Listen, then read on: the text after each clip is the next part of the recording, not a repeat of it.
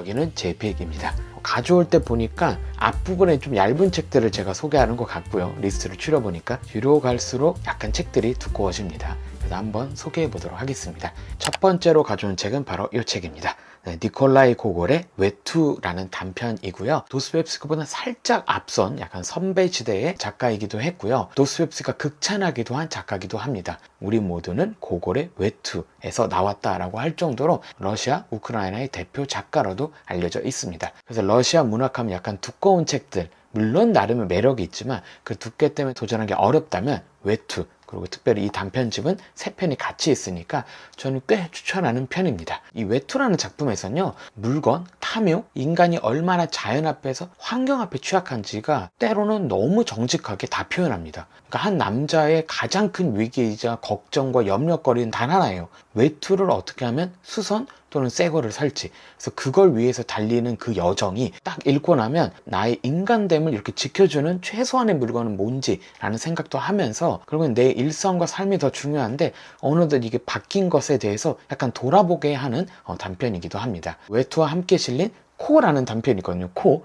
근데 이 코도 정말 웃겨요. 코를 잃어버린 남자가 주인공으로 나와서 코를 찾는 이야기입니다. 그러니까 어떻게 보면은 판타지적이기도 한데, 제가 아까 앞에서 사실주의라고 했잖아요. 일상에 일어날 법하게 그려냅니다. 그러니까 정말로 코가 없어진 거예요. 코를 잃어버릴 수 있다를 다 받아들인 세계 같기도 합니다. 기발하면서도 일상적인 상상력이 허용되는 느낌을 받을 수도 있습니다. 니콜라이 고골의 그 일상은요, 언제든지 무너질 수 있고 자연, 환경, 사회의 여건 때문에 흔들리는 너무 나약한 인간을 막 그려내요. 처음 읽었을 때 추운 겨울에 읽었었거든요. 몹시 서글퍼지더라고요. 그래서 여름에 읽기를 약간 추천하는 편입니다.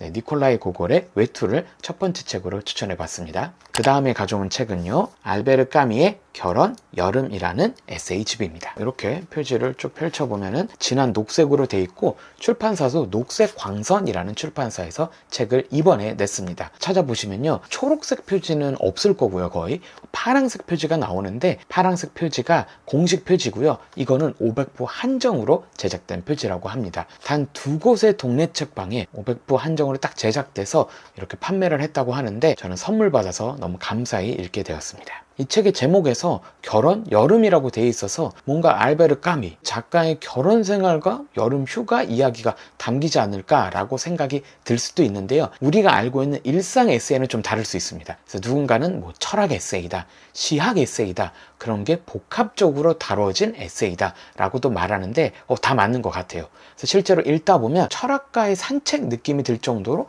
여러 가지 세상에 대한 이해, 자기 풍경에 대한 기억에 대한 이야기들이 있어서 가벼운 에세이는 아닙니다. 대신 밀도가 아주 높기 때문에 좀 시간을 두면서 한 장 한 장 넘기면서 그 까미가 여행을 실제로 했던 이야기들과 함께 그것과 연결된 자신 삶의 이야기, 그리고 한참 이때가 소설 쓸 때거든요. 그가 작품으로 냈거나 곧 내게 될 그 작품 세계를 이 에세이에서 조금씩 흘려보내고 있거든요. 그래서 그런 것들을 발견하는 재미가 꽤 있습니다. 책에서는 까미를 너무 사랑해 주셨다는 생각이 드는 게, 까미의 사진도 있고요. 까미가 살았던 알제리 지역에 대한 사진들도 담겨져 있습니다. 가장 좋았던 건 뭐냐면요, 이번 결혼 여름 에세이에 배경이 된 지역들의 지도도 이렇게 나와 있어서 추상적으로 책을 읽는 게 아니라 이런 상황, 이런 배경에서 썼구나를 좀 상상하기 쉬웠습니다. 그리고 뒤에 옹기니의 말도 너무 좋더라고요. 그래서 이 책은 약간 까미를 좋아하는 사람들에게도 당연히 추천할 수 있을 것 같고요. 너무 정성 어리게 만들어져서 생각하는 에세이를 읽고 싶은 분들에게도 추천할 수 있을 것 같습니다. 두 번째로 추천한 책은요, 알베르 까미의 결혼, 여름이었습니다. 네, 다섯 번째로 소개할 책은 바로 이 책입니다. 네, 악인의 서사라는 책이고요. 돌고래 출판사에서 나왔습니다. 제가 좋아하는 스토리들, 대표적으로 이제 크리스토퍼 놀란의 다크나이트 제가 몹시 좋아하는데, 그게 다 배트맨 때문이 아니라 조커 때문이거든요. 그리고 영화 조커도 여러 비판이 있었지만 그럼에도 저는 무척 좋아했어요.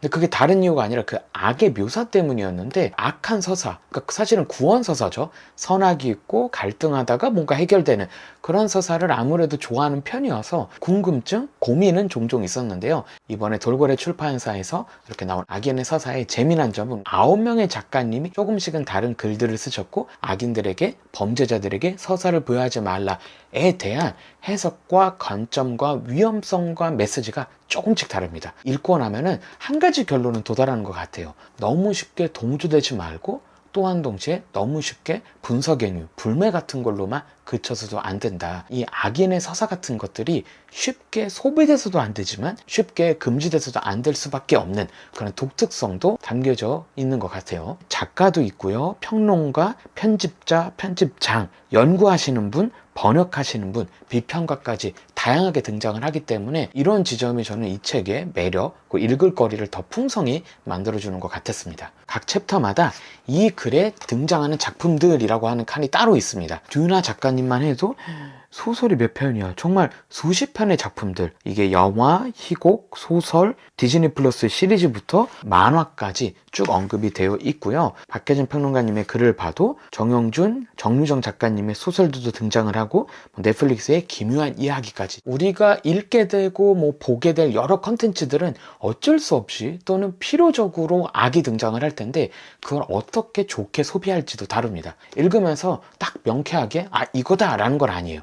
근데 저는 이게 맞는 것 같습니다. 이런 악에 대한 문제를 건드릴 때 우리가 어떤 층이 어떤 관점, 왜 이거를 이런 식으로 그려내고 소비하는가를 질문할 수 있어서 되게 유익하게 읽었던 책입니다. 오늘은 이렇게 해서 6권의 책을 소개해 봤습니다. 조금 들고 다니기 편한 책들부터 이야기의 묵직함이 담겨져 있는 책들까지 소개를 했는데요. 이런 이야기들에 좀 빠져서 여름을 잘 무사히 보내셨으면 좋겠습니다. 또 다른 책 추천으로 찾아오도록 하겠습니다. 네, 감사합니다.